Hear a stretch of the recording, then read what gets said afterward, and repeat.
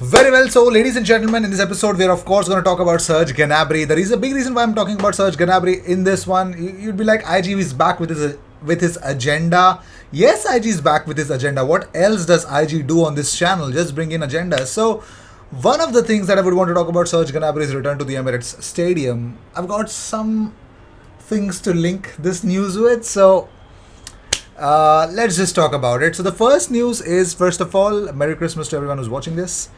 If you celebrate it, Merry Christmas. And there is someone who's actually celebrating Christmas and is actually making a statement, and that's Pierre-Emerick Aubameyang. So Pierre-Emerick Aubameyang posts this on his Instagram as usual, and the caption is, Merry Christmas, hashtag family first. So I've got some people actually saying that this is a dig at Mikel Arteta.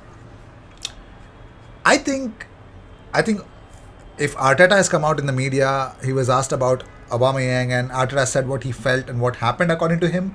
Aubameyang also has the right to do so. So why are we suddenly demonizing Aubameyang for whatever he feels? If he wants to say, he'll say like that. We don't know Aubameyang's part of story. Of course, it could be him justifying getting late, whatever be the reasons. I think there are people who've taken Aubameyang's side as well. I think there are the people who are sticking to Arsenal's side or Mikel Arteta's side. But I would really like to know more about this whole Aubameyang's part of the story. I really want to know. I think let's see. I also read a comment when someone said that, maybe when he goes to the AFCON and, the people will ask him what is wrong with you and Arsenal, maybe he might open up. He'll definitely open up. He's a player that has always opened up. So I think he might definitely open up about it. So let's see if that's going to be revealed or not. But more importantly, Merry Christmas to Aubameyang and his family. Moving on, Aaron Ramsdale on Sheffield United not keeping their word to him. Now, the real saga about why Aaron Ramsdale to Arsenal did not happen quickly, and we saw that there was a moment where Sheffield were asking more money from Arsenal because they thought they did not want to, first of all, they did not want to sell him, and if they did, they wanted a premium in selling him. So, what happened? So, of course, Aaron Ramsdale opened up about in Ben Foster's podcast. He says that normally if you don't get your move, you are rewarded with a new contract. Wait. No, sorry.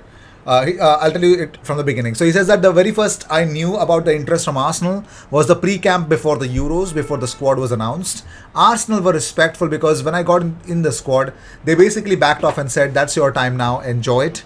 I had a few phone calls here and there with the manager, and every time I spoke to him, I was on the phone to my agent.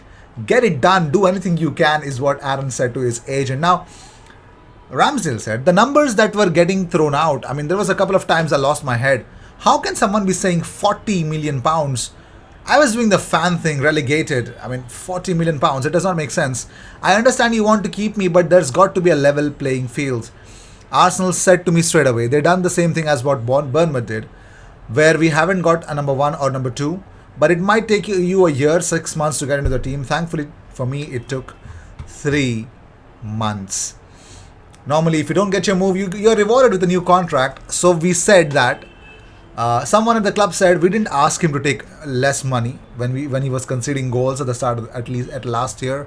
Well, that definitely pinched Aaron Ramsdale, and he just wanted to get out of it. So pretty strange story as to Aaron Ramsdale to Arsenal took place just because he first of all wanted to come to Arsenal, yes, but Sheffield did not want to sell him at all. So Ben White on Mikel Arteta says the following. Just said something, and he says the details he says are completely different from what I've encountered before. The way he asks you, the way he communicates, the details are really important and helps me a lot. The management of this guy is the best I've experienced before. Every player is different and needs different management, and he definitely understands that. He's a great manager, and it shows. He's a top manager. It's showing. We are getting the results now. Lots of things Ben White has actually opened up, so we are going to talk about that. Well, also let's talk about Martin Keown on Ben White says, when you look at Ben White in possession, the way he comes out with the ball, really confident, playing some superb passes, the defensive side of it where you want to look at, and I think that's improving. And then it's about forming where is the line, where is your opponent, where is the ball, and also becoming a leader. That's the next step. Well, also Ben White was also asked about whether he'll be the captain. He says that he's looking at him. He's got some qualities to be the captain, and he would be really pleased and honored to represent Arsenal. But he says that we'll see what happens in the future. David Seaman on Charlie Patino says, I must admit, when I've done the coaching with the under 23s, I've been watching him, and he was pointed out to me rather early. And watching him, I was like, wow, he was a really different, real different look about him. He has a really different look about him. He's so calm with the ball at his feet, no matter what's going on. So there's a reason Barcelona wants you. So yeah. And according to Ekrem Konur, Arsenal are planning to extend Bukayo Saka's contract until 2027. That's actually much needed. It's really, really needed. In a lot of ways it is. So let's see where that will take us. So according to Gazzetta IT, Juventus remain unconvinced over signing Pierre-Emerick Aubameyang as the Italian club look to avoid a repeat of the lasting damage left by Cristiano Ronaldo. Now, the biggest problem with Cristiano Ronaldo joining Juventus was monetary problems. Of course, you got to recover from that. They paid a lot to Cristiano at the age. You know what, people will make a big deal out of it. But yes, it is. To be honest, Juventus are literally bankrupt at the moment. So moving on, so Norwich goalkeeper Tim Krul has announced that he's contracted the virus and he will miss the Arsenal's clash tomorrow. While Tim Krul tweeted out that Merry Christmas, I've tested positive.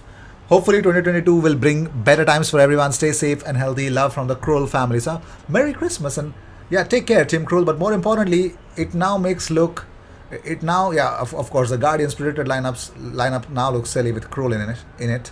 Maybe they did not predict Krul being positive. But that's the problem. No Tim Krul. So Arsenal can ship in a lot of goals, if you ask me. Let's see if that's going to be going in or not. Weird stuff. We always come up with a lot of weird stuff, don't we? So it looks like Arsenal might talk about Torreira. Now, according to Firenze Viola, Fiorentina is close to closing the entire Lucas Torreira deal worth 15 million euros. Talks between both the clubs began last month. The relationship between the two clubs is excellent and the deal is on the way to completion. So it looks pretty much clear that Lucas Torreira is definitely going to Fiorentina and the deal is almost getting done.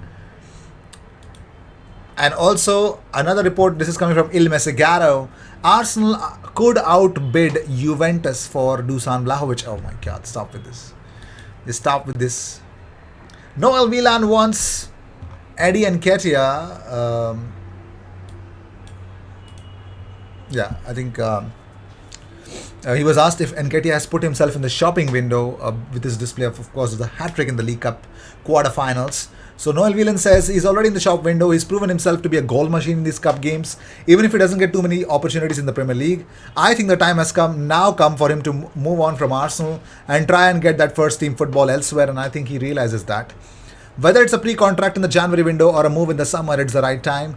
He could easily sign another contract at Arsenal and sit on the bench, taking big money in the process. But I think he wants to get out there and forge his career. Let's not forget he's still young. True. Actually, that's actually a very good take, to be fair. Moving on, as the January window comes closer, Arsenal's search for a striker has again made them, linked with Youssef En-Nesyri. So, yes, it looks like ESPN's transfer specialist pointed towards Arsenal's interest in En-Nesyri.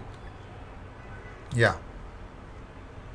Let's start behaving as we're cool with it. So, funny story. Let's talk about Serge Gnabry. Barcelona. Sorry. Why am I talking about Barcelona? Sorry. Bayern Munich. A big reason why I'm talking about Bayern Munich right now is they are signing Rafinha from Leeds United for 50 million pounds to replace Kingsley Coman. I've seen reports. I've really seen the downfall of Kingsley Coman's Bayern career in the last 6 months. The contract talks that broke down, that he's not signing a new deal, might leave out on a free, asking too much money, and I understand that. I understand Kingsley Coman. I'm not justifying him asking a lot of money, but I understand that why he's asking that much amount of money from Bayern at the moment. So Kingsley, will say if he gets paid a good amount of money, as of now, he's not getting paid that much amount of money, and he will be available in the market. But there'll be another winger coming to replace him, and it's Rafinha. But here's another winger who's not signing a new contract, is Serge Gnabry. Now you'll say, IG, Serge Gnabry, Bayern, he's definitely going to sign a new contract. Well. Easy. Let me tell you. I'm not someone who's definitely going to talk without proof. So there's a report, 18th November 2021. I think Bavarian Football Works, who talk about Bayern. They say that Gnabry's current contract expires in 2023, and an extension with the German international could give Bayern some assurance in its stable of wings, as the future of Kingsley Coman is uncertain. Okay, cool. I believe that. But 10th of November 2021, Serge Gnabry, Bayern Munich, still brokering salary for a new contract. Bayern wants to renew Gnabry's contract, but it's just a matter of agreeing upon an appropriate salary at this point. 10th of November. Let's go a little back. So, 29th of September 2021, BayernStrikes.com says Bayern Munich closing to agreeing new contract with Serge Gnabry. The biggest issue is, now there's another report which says that the delay in this, the whole thing that's actually happening, is the reason that Bayern is actually trying to recover, or probably allocate their finances, and that will make sure that they would then offer a better contract to Serge Gnabry, but he's still waiting for a bigger contract from Bayern. Well, the same thing happened with Coman, and Coman is leaving for free. So if that's going to happen, does this mean that there's a return to the Emirates for Serge Gnabry? It's still going to happen, of course. I think definitely anything can happen. We just don't rule that one out. So with this, I like to end this episode. Thank you so much for tuning in. If you seek daily Arsenal content, best place to be, consider subscribing. I'll see you in the next one. Until then, cheers.